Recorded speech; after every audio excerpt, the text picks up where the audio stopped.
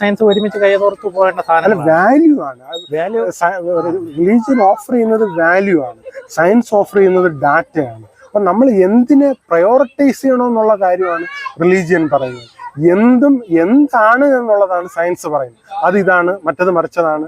അപ്പൊ അതിൽ ഏത് പിക്ക് ചെയ്യണമെന്നുള്ള ഒരു പ്രയോറിറ്റി വാല്യൂ ആണ് ആക്ച്വലി റിലീജിയസ് വാല്യൂസ് നമുക്ക് തരുന്നത്. ആ വാല്യൂവിനെ ഡാറ്റ വെച്ച് നമുക്ക് ഒരിക്കലും ബ്രേക്ക് ചെയ്യാനായിട്ട് കഴിയില്ല. ഇപ്പം നമ്മൾ ഒരു ഉദാഹരണം പറയുകയാണെങ്കിൽ പ്രൈം മിനിസ്റ്ററുടെ വാല്യൂ അല്ല ക്യാബിനറ്റ് മിനിസ്റ്റർക്ക്. അപ്പൊ അതിനൊരു വാല്യൂ ഡിഫറൻസ് ഉണ്ട്. അതൊരു ഉപമ പോലെ പറയുകയാണെങ്കിൽ അത് രണ്ടും രണ്ടാണ്. അപ്പൊ അത് ഒബ്ജക്റ്റീവ്ലി തന്നെ ഡിഫറൻ്റ് ആണ്.